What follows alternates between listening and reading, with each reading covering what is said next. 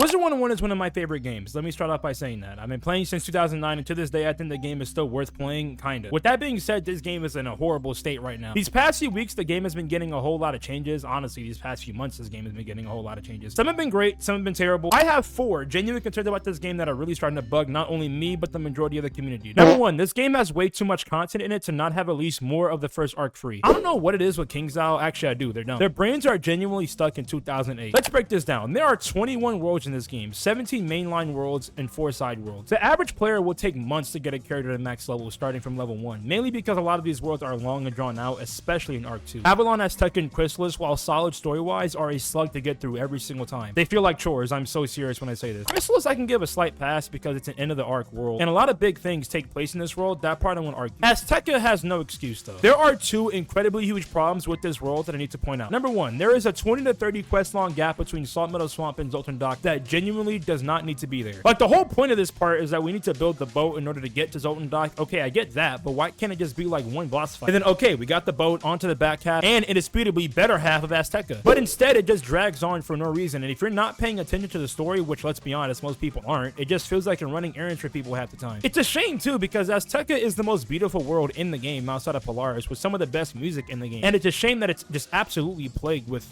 horrific quests. Which leads me to my second problem with Azteca, the salad quest. This little fucker in Azteca is ridiculous. Okay, so mind you, there is, a comet coming that's going to destroy this entire world soon if we don't, stop it. We get to Pitch Black Lake, and I just want to point out that Pitch Black Lake genuinely feels like another one of those forced underwater areas in the game that KingsIsle put in, so they can feel like they didn't waste the underwater mechanic. Pitch Black Lake is one of them. The Deepwater and Avalon is an even better example because it just comes out of nowhere, I swear. Anyways, we get to Pitch Black Lake, and we need this little guy to help us, but we need to fetch him a salad first. A damn salad. Okay, back to the original point. This game has a lot of content, and right now I'm only covering the main storyline. I didn't even mention the absolute gang of side activities you can do. I mean, there's already a gang of side quests, but I mean, on top of that, there's PvP, Beast Moon, raids, fishing, monstrology, gardening, house decorating, which people take really seriously in this game. I actually love it. Decathlon, pet training, like, there's so much to do in this game, and that's not a bad thing. What's bad is that if I'm a fresh new player, right, and I hear about Wizard101 through an ad, or I don't know, KingsIsle might one day get their ads on TV again. They honestly should. If I hear about all this content that's available in the game, only for you to give me like an hour of playtime, if that, before I hit the paywall, I'm never playing this game again. I need you guys to understand something. Despite the old paywall being as early as Cyclops Lane, the game still managed to build a very sizable and loyal community that's still going strong to this day. With that being said though, imagine the amount of potential players we lost out on because of the paywall. If you guys didn't know, I sometimes stream this game on TikTok, which go follow me, by the way, link in the description. And one of the most repeated phrases in my chat is something along the lines of, dude, I wanted to play this game so bad, but I hit the paywall and never touched it again. Now in 2008, this makes sense. Pretty much every MMORPG back during this period had some premium membership thing. That's just how it is. But it's 2024. There's way more competition. The children of today are very much different than the children of 2008. Actually, as a matter of fact, people in general are different today than they were in 2008. And KingsIsle, for some reason, refuses to act accordingly. Like, for example, why can't the boy characters pick the color pink? I'm just saying, KingsIsle, come on. Even though I do appreciate that my homie can put on a dress now. Let's go. Overall, dog, here's the problem. The paywall is too damn early. I'm not saying to get rid of it completely. That would be stupid and naive of me to say, because if the membership doesn't exist, this game probably won't last much longer. But I think the entire community agrees that you guys announcing that Wizard City is free feels like a slap in the face. Push the paywall back to at least Mushu. I think the Miyayardi fight is a great place to end the free content. At this point, hours of time has been invested into the game, and a new player will more than likely be more inclined to pay for a membership. KingsIsle, I'm speaking to you guys directly because I know one of you will watch this. I hope so. You guys' competition is not the same as it was in 2008. Back then, you could get away with the stuff y'all pulled, but now Fortnite exists, Warzone exists, GTA, 2K, the new COD, etc. Right now, you guys are struggling to answer the question of why should someone play your game over Fortnite, especially when it comes to kids. That's something you guys need to keep in mind. Anyway.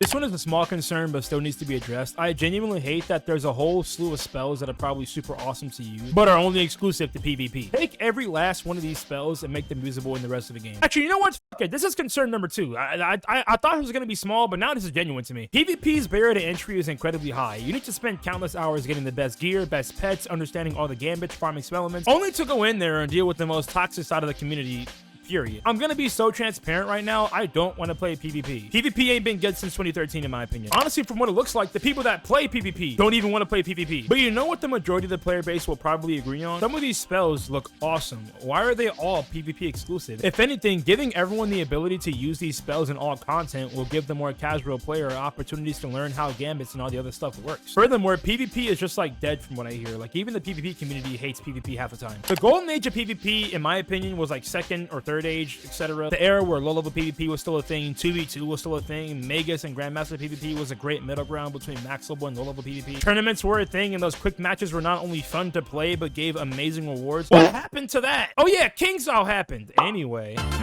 You guys are so against trading for some reason, and I don't understand why. A lot of other MMOs have some form of trading. However, for some reason, KingsIsle, you guys are just hilarious. The Bazaar was, for the most part, the only way to somewhat reliably trade items that someone else needed, and you guys completely broke it. I get it was to combat Bazaar bots, but then you went and not only made the problem worse, but now no TCs or reagents show up in the Bazaar at all. Actually, matter of fact, a lot of things just don't show up in the Bazaar, period. Like, why is there a shadow spell tab, but like, even before the Bazaar change, like, I don't understand why there's a shadow spell tab. Everybody watching this video will agree with this statement, and I think we can all say it in unison. 1, 2, 3. The old Bazaar was perfectly fine. And keep it a bean, I think the old Bazaar looked way better too. Granted, if they want to keep it like this, I'm not mad at it. I'll get used to it eventually. But back to the original point, trading in general should be a thing in this game. In a game that has 7 schools and specific gear and items for those 7 schools, it's really disheartening when I sit here and farm for gear, or I'll buy packs only to get every other school's item except for mine. So KingsIsle, you have 2 options here. Number 1, make packs and boss drops school exclusive. What's sad is that there are bosses that are already like this. Waterworks and all the Aquila dungeons in Darkmoor for the most part. You can get stuff for other schools, but the main gear pieces that drop will be your school. Like you won't be in Ice farming Malister and get the full Storm set, thankfully. But how come in the later worlds this isn't a thing? Like I remember a year and a half ago farming Aeon gear and getting every school except mine, but then guess what? The people I'm farming with get my school, and well, guess we're both out of luck. Packs have the same problem. I don't mind spending money on packs even though this is legit gambling in a children's game. But like, why do I get every school except mine whenever I buy them? Now that I think about it, there's a perfect solution to this. Just have school lock drops as an option. Before going into a dungeon or boss fight, have the option to turn school lock drops on or off. This would benefit both players with multiple wizards and players with just one. This should be an option for literally every dungeon. Should KingsIsle do this? Heck yeah. Will they do this? Heck no. Why? Because they want to milk as much time and money from you as seemingly possible. And it's hard to do that when they make changes that actually benefit the player more than the company. Can't have too much fun, because that's when KingsIsle starts losing money in their eyes. No, no, no. Can't have that. Anyways, my point is, give us trading. Give us an option to school lock drops before entering bosses or dungeons. And for God's sakes, either add a pity system for packs or make pack gear a school lock too. Because what the fuck are we doing? All right, number 4, the console release is dumb. Okay, I'm not saying it's going to be a complete bust, but it's going to be a complete bust. For one, I heard that you aren't going to be able to link your account. So if I wanted to play the game on console, I wouldn't be able to play on the account I've been playing on for literally 15 years. I would have to make a fresh new one. The second issue is that it's not going to be crossplay with PC, meaning that people are going to hop on the game on console, see completely dead servers, and never touch the game again. And when you have a game that relies heavily on community and teamwork and, you know, other players being on the game, period, KingsIsle, you guys are kind of stupid. Like, actually, it's mind-blowing. If you're gonna release this game on console, make it crossplay with PC and make it so we can link our accounts. I don't know why this is even being debated. This also doesn't answer the question of how text chat is going to work on console, because trying to text chat using a controller sounds like a whole nightmare in of itself, which leads me to my next suggestion that you guys might disagree with here, but I don't care. Put a proximity voice chat in this game, or just voice chat in general in this game. That is genuinely the only way I see the console port of this game flourishing in any capacity. Or make a voice chat feature where if people join your group, then you can plug in a mic or something. Like I said earlier, in a time period where a lot of games have prox chat and or normal voice chat, this game would be better with it. I don't care. Like, you can fight me if you want to. This is also a good time to mention that this game's player base is just older in general. The majority of the people who play this game are grown adults. I get that this game was originally made for kids, even though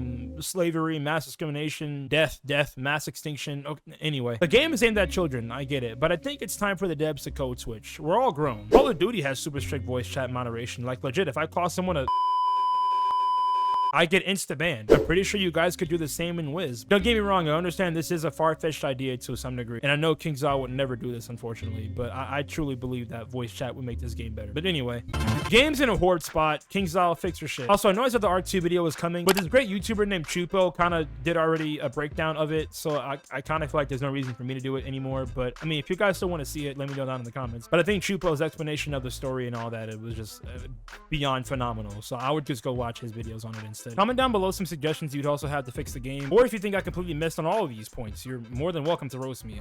It's all right. Anyway, hope you all enjoyed, and I'll see you on the next one. Take care.